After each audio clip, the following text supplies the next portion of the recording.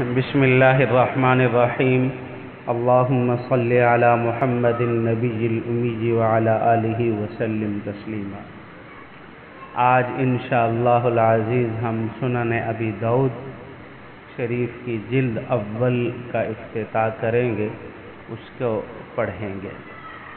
سنن ابی داؤد کے اسباق کو شروع کرنے سے پہلے چند افتتاحی کلمات، حمدیہ کلمات میرے ساتھ کہہ لیجیے۔ رب یسر ولا تعسر وتمم بالخیر وبک نستعین، یا فتاح فتح مشکلات هذا الکتاب۔ رب یسر ولا تعسر وتمم بالخیر وبک نستعین، یا فتاح فتح مشکلات هذا الکتاب۔ رب یسر ولا تعسر وتمم بالخیر وبک نستعین، یا فتاح فتح مشکلات هذا الکتاب۔ یہ سنن ابی داؤد شروع کرنے سے قبل ہم چند تمہیدی باتیں اور حالات مصنف بھی انشاءاللہ پڑھیں گے۔ تو سب سے پہلے صاحب کتاب کے حالات دیکھ لیجیے۔ سنن ابی داؤد کے مصنف کا نام سلیمان اور آپ کے والد کا نام اشعث، اور ان کی کنیت ابو داؤد ہے، اور نسبت ان کی تین طرح آتی ہے۔ نمبر 1 الازدی، نمبر 2 حنبلی، نمبر 3 سجستانی۔ اور ان کا پورا سلسلہ نسب یوں ہے: سلیمان بن اشعث بن اسحاق بن بشیر بن شداد بن عمر بن عمران الازدی السجستانی۔ آپ کو ازد قبیلے کی طرف منسوب ہونے کی وجہ سے کہا جاتا ہے، جو کہ یمن کا قبیلہ تھا، اور آپ کو حنبلی اس وجہ سے کہا جاتا ہے کہ آپ فقہی مسلک میں حنبلی تھے، اور اس فقہی مسلک کی وجہ سے حنبلی کہا جاتا ہے۔ اور سجستانی آپ کو اس لیے کہا جاتا ہے کہ آپ کی پیدائش سجستان شہر کے اندر ہوئی ہے۔ سجستان شہر کا محل وقوع کیا ہے؟ یہ معرب ہے سیستان سے، اور اس کے محل وقوع کے بارے میں مختلف اقوال ہیں اہل علم کے ہاں۔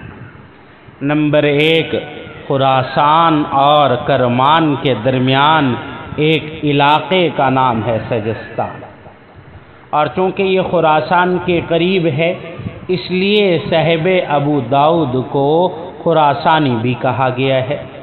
نمبر 2 بعض حضرات فرماتے ہیں کہ یہ سندھ اور ہرات کے علاقے کے درمیان ایک شہر کا نام ہے، لیکن تحقیق سے معلوم ہوا ہے اس نام کا کوئی شہر ان علاقوں کے اندر موجود نہیں ہے۔ نمبر 3 بعض حضرات نے کہا ہے کہ یہ بصرہ کے قریب ایک شہر کا نام ہے، لیکن شاہ عبدالعزیز محدث دہلوی نور اللہ مرقدہ نے بستان المحدثین میں یہ جو قول ذکر کیا ہے، اس قول کو وہم قرار دیا ہے۔ نمبر 4 یہ بھی کہا جاتا ہے، ایک قول یہ بھی آتا ہے کہ سیستان موجودہ دور کا بلوچستان ہے۔ مختلف اقوال حضرات اہل علم نے اس بارے میں ذکر کیے ہیں۔ آگے ہے آپ کا مسکن، صاحب ابو داؤد کا مسکن۔ آپ زیادہ عرصہ بغداد میں مقیم رہے، زندگی کے آخری 4 سال میں بغداد سے بصرہ منتقل ہوئے، اور وہیں ان کا انتقال ہوا ہے۔ بصرہ میں منتقل ہونے کی وجہ کیا تھی ان کی؟ دیکھیے، آپ کے خادم خاص ابو بکر بن جابر رحمہ اللہ فرماتے ہیں کہ آپ مغرب کی نماز پڑھ کر گھر تشریف لائے تو بصرہ کا حاکم احمد الموقف موفق گھر پر تشریف لائے، اور آپ سے 3 درخواستیں کی ہیں احمد نے۔ پہلی درخواست یہ کی ہے کہ آپ بغداد سے بصرہ تشریف لے آئیں تاکہ اہل بصرہ اور اس کے آس پاس کے لوگ آپ کے علم سے فائدہ اٹھائیں۔ نمبر 2، دوسری درخواست یہ کی کہ آپ میرے بیٹوں کو یہ سنن ابی داؤد پڑھائیں۔ تیسری درخواست یہ کی کہ میرے بیٹوں کو یہ کتاب اس طرح پڑھائیں کہ ان کے ساتھ پڑھنے میں کوئی دوسرے لوگ شریک نہ ہوں۔ اس پر امام ابو داؤد علیہ رحمہ نے ان کی پہلی 2 درخواستیں تو قبول کی، تیسری درخواست کو قبول نہ کیا، بلکہ فرمایا کہ بے شک علم حاصل کرنے میں شریف اور بڑے لوگ اور عام لوگ سب برابر بیٹھتے ہیں۔ چنانچہ امام ابو داؤد نے عام لوگوں میں بٹھا کر حاکم وقت کے صاحبزادوں کو پڑھایا۔ آگے ولادت و انتقال، امام ابو داؤد کی ولادت و انتقال۔ آپ 202 ہجری میں سجستان میں پیدا ہوئے اور 16 شوال بروز جمعۃ المبارک 275 ہجری بصرہ میں انتقال فرمایا۔ یوں انہوں نے کل 73 برس زندگی گزاری۔ امام ابو داؤد کا علمی سفر، آپ نے تحصیل علم کی خاطر تمام علمی مراکز مثلا حجاز، مکہ، کوفہ، بصرہ، عراق، مصر وغیرہ کا علمی سفر کیا، اور دلیل یہ ہے کہ آپ کے مشائخ ان تمام علاقوں اور شہروں میں پائے گئے ہیں۔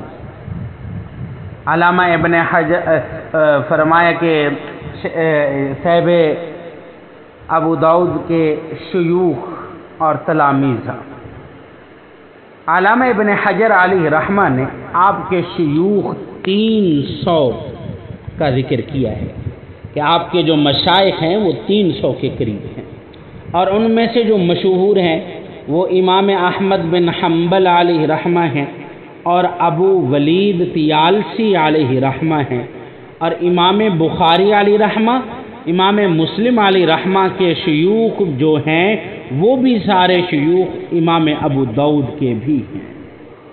امام ابو داؤد کے تلاميذ ہزاروں کی تعداد میں ان کے تلاميذ ہیں، جن میں سے مشہور امام ترمذی علیہ رحمہ اور امام نسائی علیہ رحمہ ہیں۔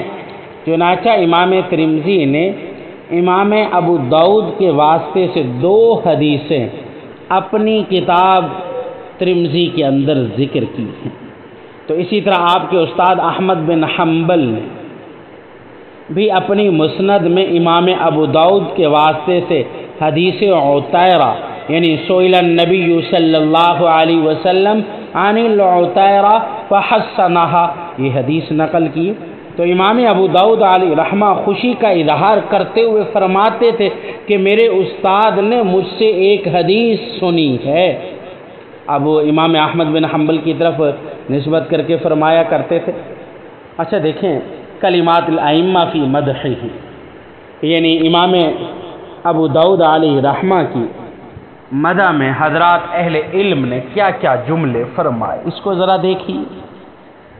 ابن مندہ علیہ رحمہ فرماتے ہیں وہ حضرات جنہوں نے حدیث صحیح کو حدیث سقیم سے ممتاز کیا، ان میں 4 نام مشہور ہیں۔ نمبر 1 امام بخاری علیہ رحمہ، نمبر 2 امام مسلم علیہ رحمہ، نمبر 3 امام ابو داؤد علیہ رحمہ، نمبر 4 امام نسائی علیہ رحمہ۔ یہ 4 وہ مشائخ ہیں جنہوں نے حدیث صحیح کو حدیث سقیم سے ممتاز کیا ہے، اور ان میں امام ابو داؤد کا نام بھی ذکر کیا گیا ہے۔ موسیٰ بن ہارون رحمہ اللہ فرماتے ہیں خلق ابو داؤد فی الدنیا للحدیث وفی الآخرۃ للجنہ وما رأیت افضل منہ۔ موسیٰ بن ہارون رحمہ اللہ فرماتے ہیں کہ ابو داؤد علیہ الرحمہ تو